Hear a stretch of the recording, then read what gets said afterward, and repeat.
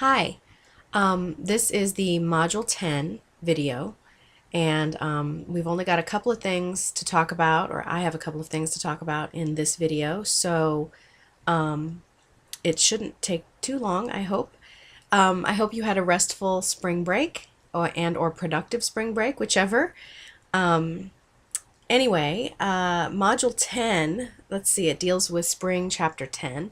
Spring Chapter 10 is a very, very interesting chapter. And I think if you sort of look at what we talk about or what we learned about in chapter 7 of Darling Hammond and chapter 7 of Ravitch, I think it's very interesting that although 100 years apart, that some of the reform ideas are very similar, I think, in many ways.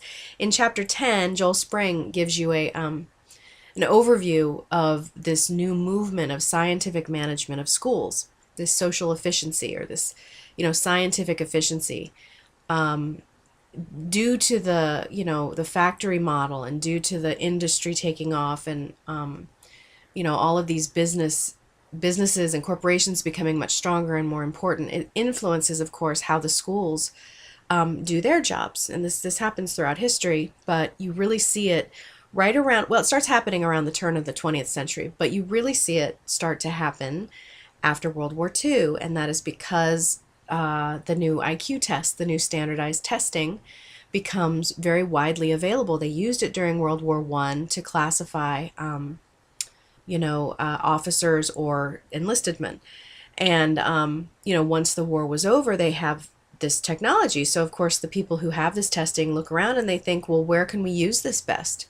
And of course, it's the public schools. We can classify and categorize children and put them in their best, role or their best spot. We can classify them and put them where they belong to better serve society.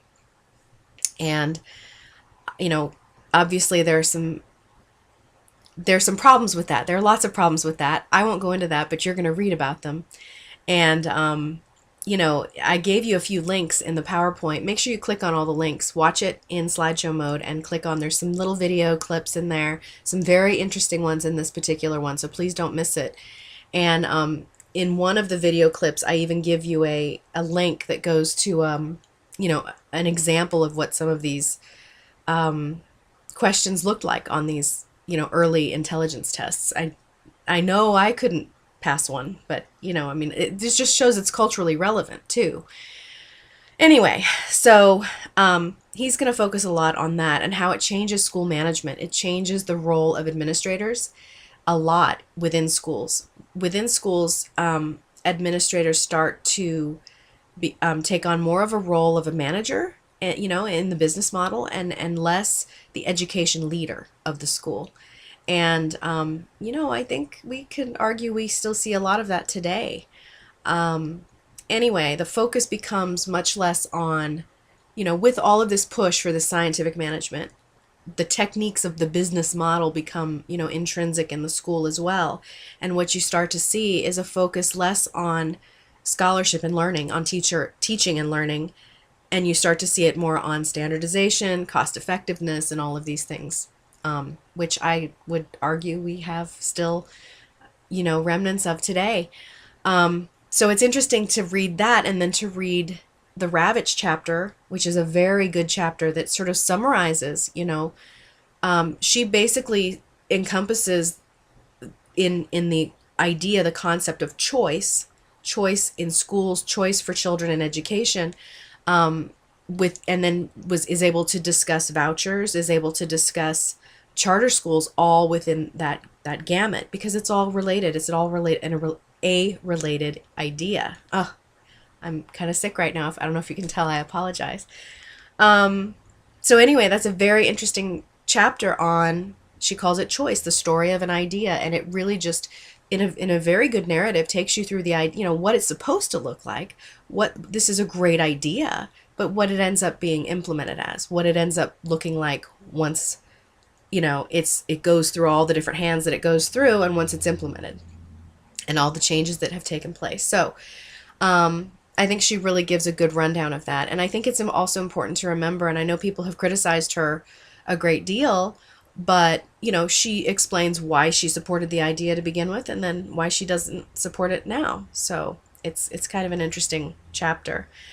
The Darling Hammond chapter is a little bit different. She definitely starts going into some suggestions. The whole chapter is essentially about investing and in teacher development and teacher preparation, teacher training. I don't think she would ever use the word teacher training, but teacher development. She believes it's an investment, and she believes that if you look at Finland, if you look at Korea, if you look at Singapore, all of these, what does she call them, steeply improving countries, their education models, that one thing they definitely do is invest in teachers. In Finland, I know I've read that there are more people turned away for teaching programs. They're highly competitive. There are more people turned away than there are for medical programs there, for becoming a doctor.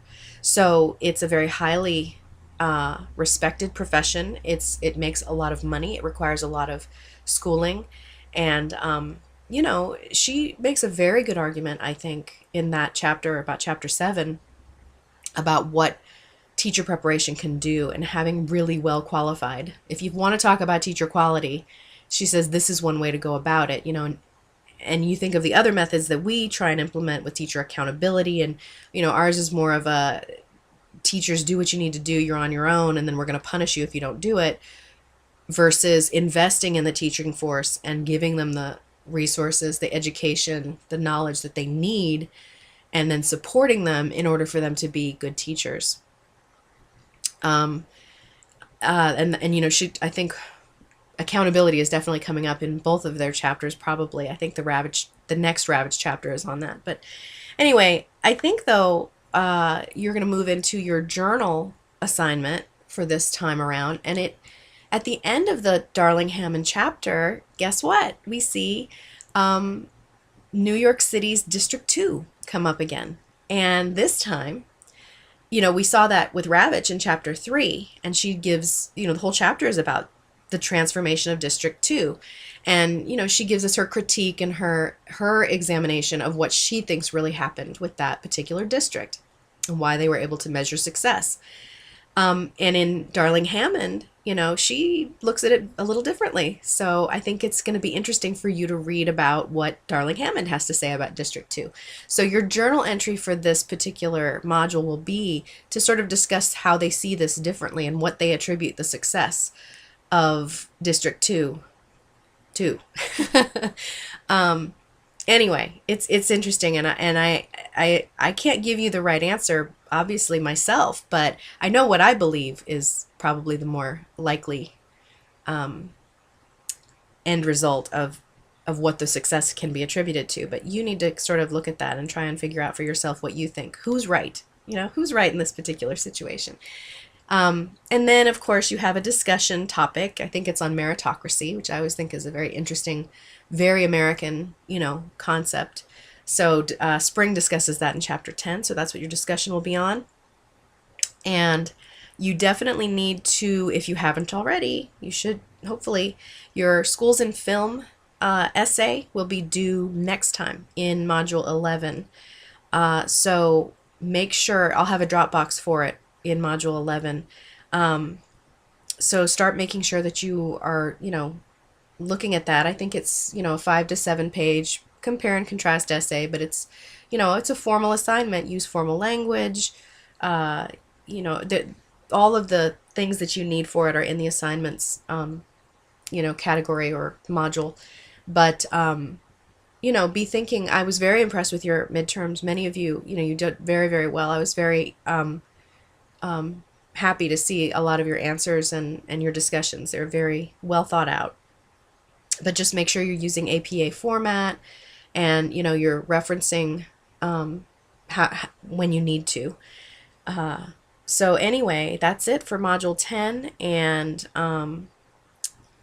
I think that in the next module, well, we won't get into that right now, but it seems like there's something else I was supposed to tell you. But anyway, please email me if you have any questions about any of this. March 30th, that's what I was going to tell you, I guess, is March 30th is when the Schools in Film essay will be due. And and be working on your field experience report, because a lot of these things are going to start being due like every other week, if not every week. So make sure that you're working on all of these things, your presentation project, your your field experience report. Be working on these things, and again, if you have questions, please feel free to email me. It was nice to see some of you at the viewing for Lolly's Kin. I really enjoyed it, and I guess that's it. So I'll see you in Module 11.